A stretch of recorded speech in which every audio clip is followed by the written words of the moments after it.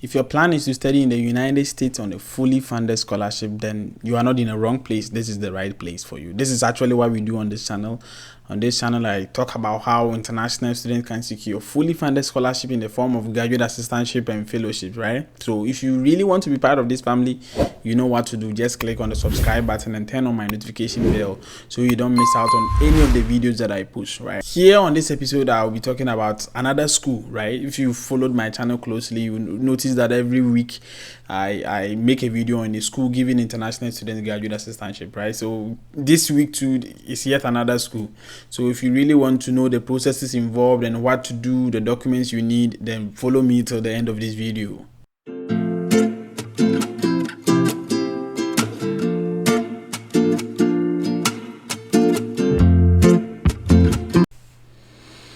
So the name of this university is University of New Mexico. Yeah, and it's obviously in the state of New Mexico. You can tell by the name. So let's quickly run through their programs. So we hit on academics, and then you hit on graduate studies, I believe, and then you click on degree programs. So these are the application deadlines. For spring semester, it's for priority deadline is May 1, and then for fall semester it's March 1st, right? So if you don't want to be considered for scholarship, then you can apply late. Like I always say, you should always apply early. You see here the priorities for scholarship consideration. So by May 1st for the spring semester, you should have applied. And then by March 1st, that is if you want to come in the fall semester, you should apply by March 1st. So I always say in my videos that you should apply very, very early. And then these are the arrival and stuff like that. So it's always better to apply early. So these are the programs. So they've categorized them nicely here. These are the arts and science courses. These are the health science courses.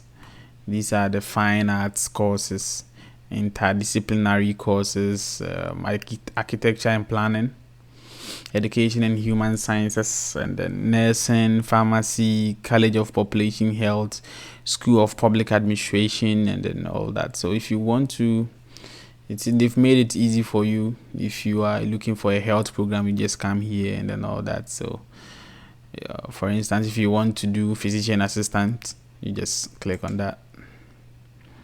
All right, so this is the department, the chair. Like if you are looking for assistantship, like I always say, you should always email the department chair, tell them your plans, tell them, ask them about funding opportunities. If there is any, of course, obviously they will reply to you. And then if you want to call them too, this is their number. So it's quite easy.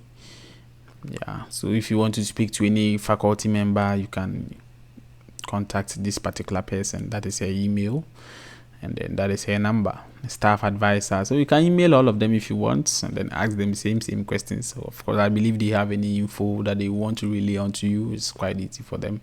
So this is it's a master program actually.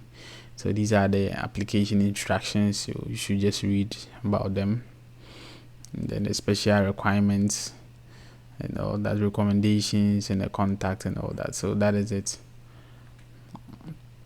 Let's jump onto another program. And physics, yeah, the same info that I said, the chair, department chair, and the faculty member, staff advisor, these are their emails and their contacts. You can see that they've made everything easy for you. So in physics, they offer the degree they offer here are masters in science in physics and then PhD in physics. Obviously, these are the application instructions.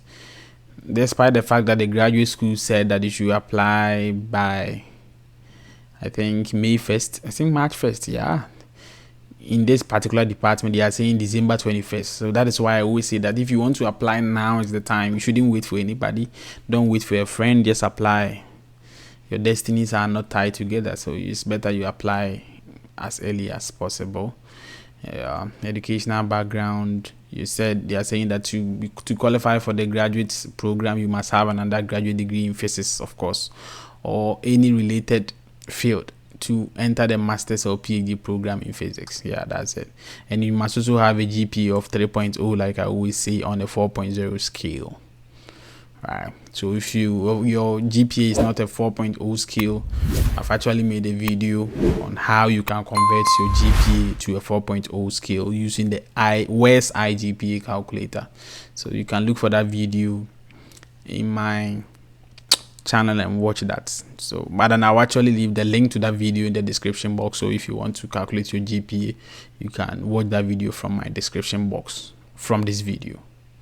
Then you upload all the transcript from all colleges you attended, and then test scores. I'm saying that GRE is optional, so you don't need to write that. The letter of intent,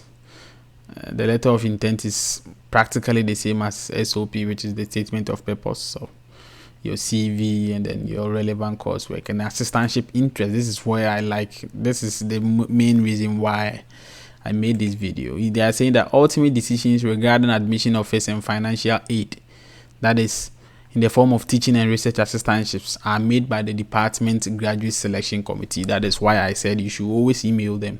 Depending upon budgetary restrictions, that is depending on their budgets, we provide TAs for up to 2 years pending continued satisfactory performance of teaching and grading duties. Right. So they are saying that they will give you, that is if you are awarded an assistantship, maybe as a teaching assistantship, you will be offered a 2-year contract. That is, after 2 years, they will evaluate your performance and see if it's satisfactory. They will further grant you, extend that contract for you. But then if it's your performance is below par, then obviously they will have to revoke the offer, or they will decide not to extend. So that is what that is all they're saying about assistantship here. So recommendations, they need 3 recommendations, of course. So yeah, so this is their senior academic advisor. If you want to email him as well, you can go ahead.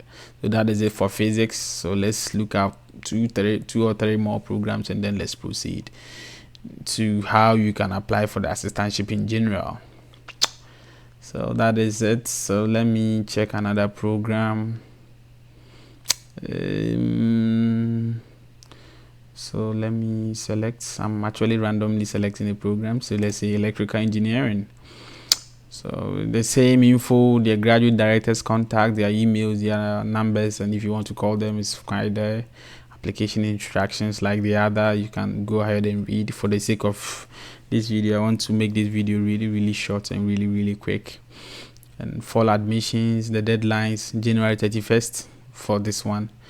If you are international student, that is if you want to be considered for funding, that is you should apply by January 35. But then if you want to pay your own fees, of which we are trying to dodge here, then you can apply by March 31st. That is in case you want to pay your own fees. But then if you want to be considered for funding, then you should apply by January 31st for spring. These are the deadlines for the spring admissions. Educational background. I say that unofficial transcripts are required to be uploaded in this section. I've actually explained what an unofficial transcript is. An unofficial transcript is the transcript that you upload yourself. Even though the university gave you that transcript, the fact that you are uploading that yourself makes it unofficial.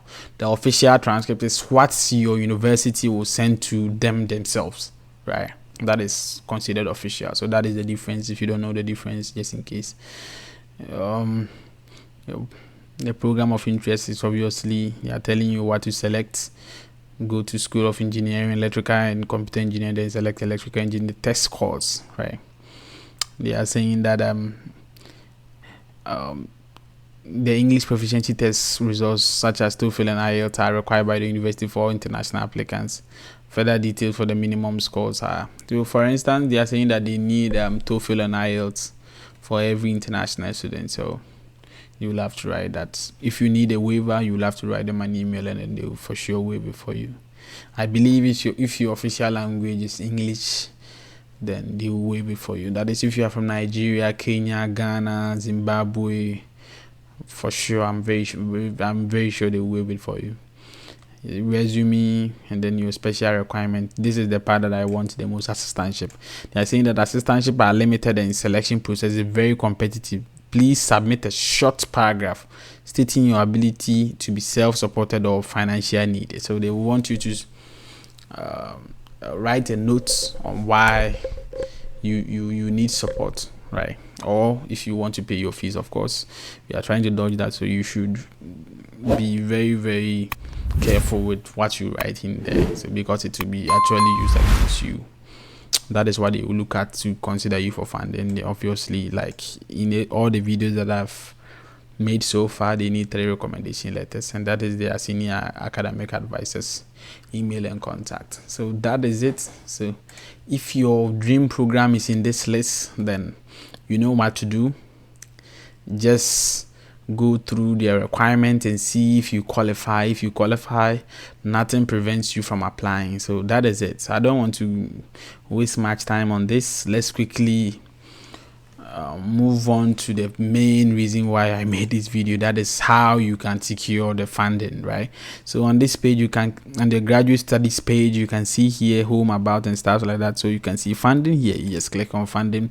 So they have loads of funding, right? They have loans, scholarships, research and travel grants, funding data, fellowships, and all that. So this video, the title of this video is obviously Assistantships. So if you want to look through other like other source of funding, you can of course read through all these. I'm very sure most of them you qualify.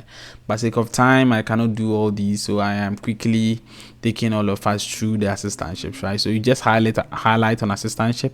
If you want to know the openings, you click on that, but then I'll do that. If you want to know the assistantship information, you click on that. So I want to go to here first. So this is the assistantship information page, right?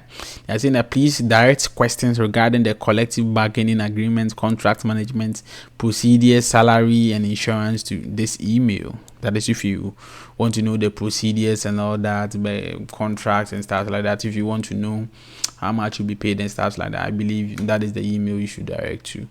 And these are the types of assistantship they have. For the sake of time, we all know what an assistantship is, right?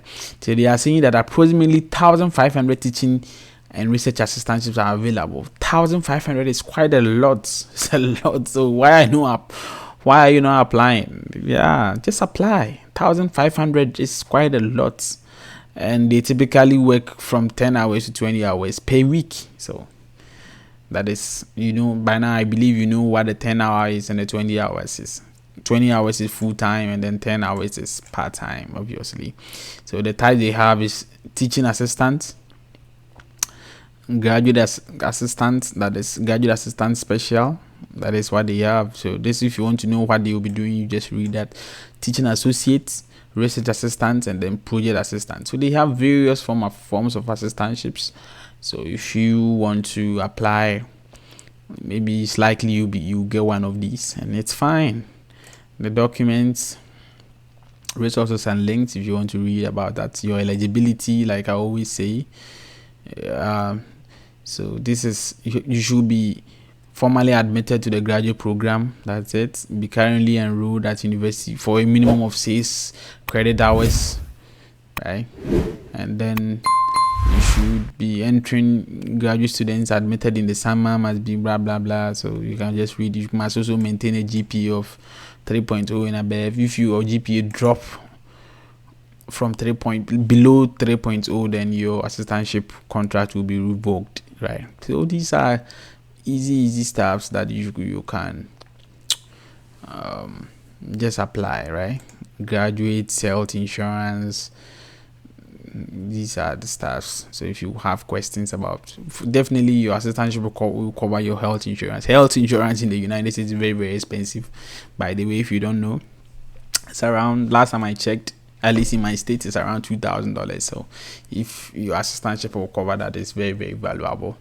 And then grievance procedures, right? So this is pretty much it. So I will move on to the other section to see the assistantship openings.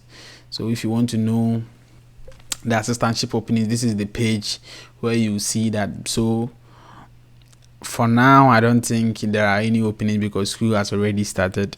But then for sure, somewhere around October, November, December, there will be openings for sure. And then if you want to apply, you can go ahead and apply. Thank you. Yes, I'll urge all of you to apply to this school. Like I always say in all my videos, I leave the link to the university's website in the description box. So if you want to navigate through the university's website, you can get the website in my description box. If you want to apply, you can go on and apply. If you have any questions, I have my email. You can also book me through my channel, the link in my channel description. Then we can have a one-on-one talk. If you have any questions, you can actually reach out to me on Facebook, on Instagram, on Twitter, on so many platforms in the description box. You can also check that one as well. Do not forget to subscribe to my channel, of course. Thank you.